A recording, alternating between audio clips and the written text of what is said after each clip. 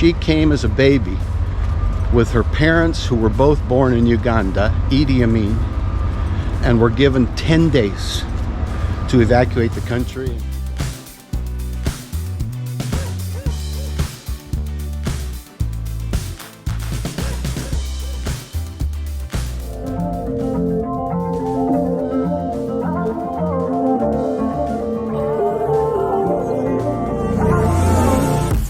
She came as a baby with her parents, who were both born in Uganda, Idi Amin, and were given 10 days to evacuate the country. And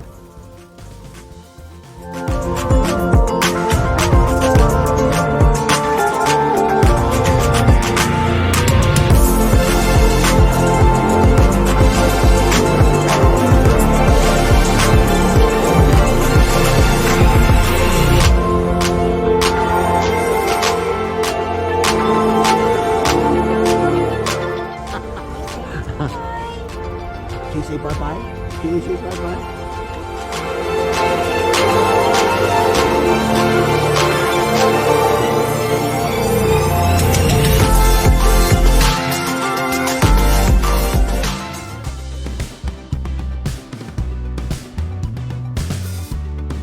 woo, are we having fun yet? Come on. Come on. Watching Advisor Danny, because you can't get enough of this wonderful content. Look at that little cute dog. Can I film him? Yeah, absolutely. Cooper, you're gonna be a movie star. Come on, you're gonna be on YouTube. Hey. Oh, you want to see? You want to see what it looks like?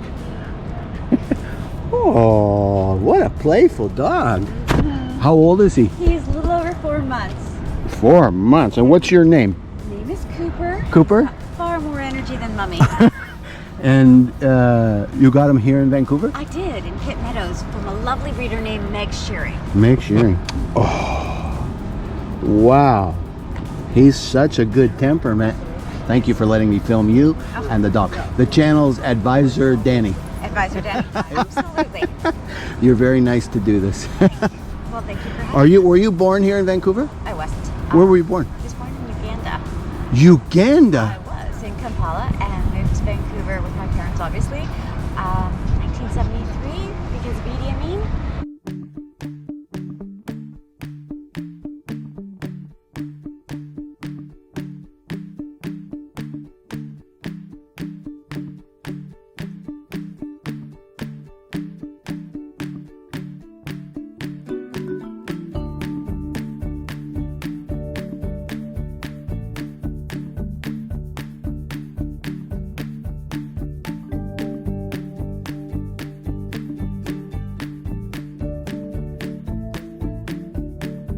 Because of, oh, Idi Amin, I've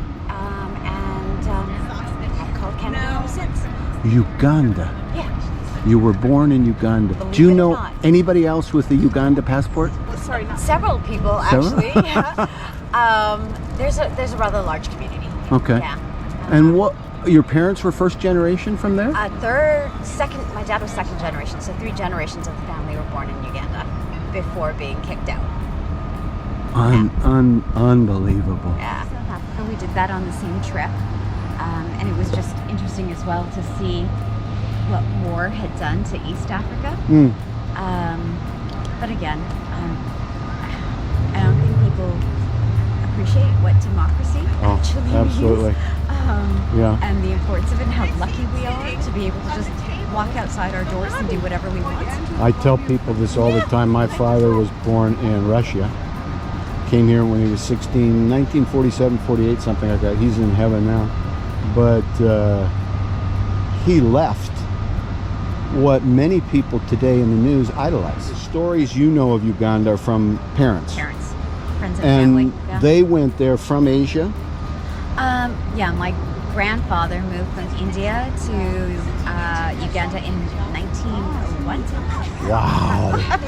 As an entrepreneur, as a trader, as a trader, business exactly. person. Yeah.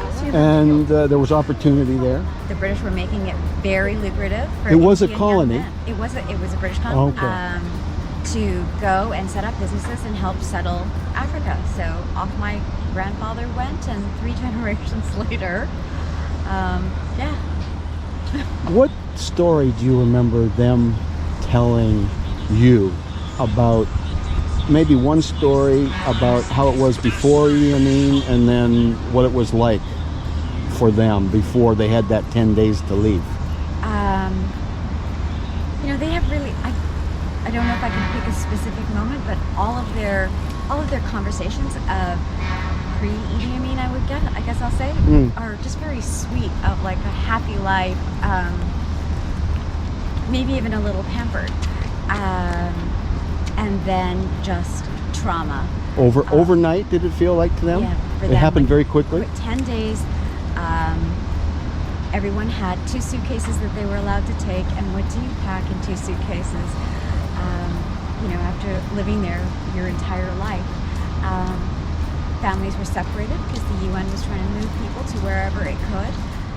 No one When knew you where say were they going. were told they had 10 days, it was because they were not born there? Anybody that wasn't born in So, Uganda? Mom and Dad were both born there, but they wanted a black Africa, so they weren't recognizing passports either, and your birth certificates.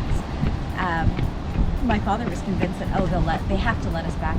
We're Ugandan. We were born here. My brother, his mother was born here. But null and void, just kicked out. You don't belong. Where do you want to go now, next? Where do you want to travel to? I haven't seen a lot of East Asia, so I would love to go to China if it ever opens up and we're allowed to go back again. Sure. And see the Great Wall and things like that. So that is On your bucket list? On my bucket list, yeah. This is an amazing story. What's your name? Anisha. Anisha. Yeah. I'm Danny. Danny, lovely to meet you. All my social media is Advisor Danny. Advisor If Danny. you connect, I'm not a stalker or a bad person or anything, I can but I tell. love meeting good people. And every day I find stories like this and adventures, and people, when they're willing to share them, there's somebody sitting in their pajamas having a coffee in Africa right now, by the time this airs, that is going to be inspired or in some way encouraged. And Anisha. Anisha. And if nothing else, life does, like, you do make it after leaving a horrible situation. There is another side. There is always a brighter side. Bye. Can you say bye-bye? Can you say bye-bye? Cool to have a new friend. Take care. And I hope to see you again. Absolutely. And Cooper? And Cooper. Hey, Cooper. What a delightful experience. Anisha. Thank you, Anisha, for connecting.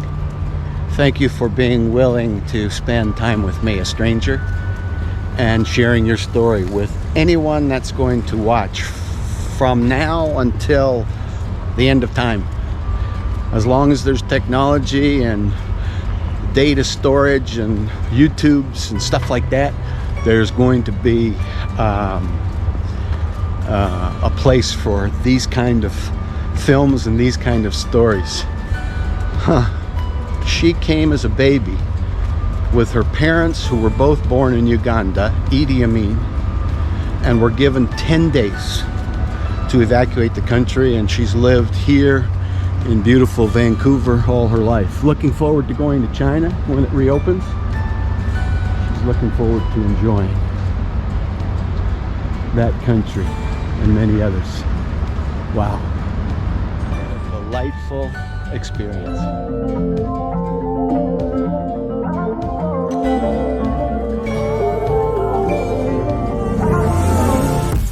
She came as a baby with her parents, who were both born in Uganda, Idi Amin, and were given 10 days to evacuate the country. And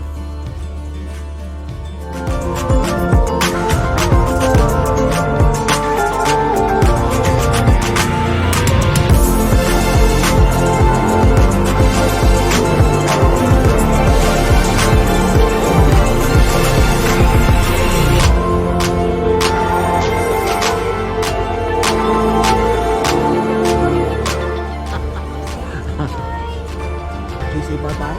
Can you say bye-bye?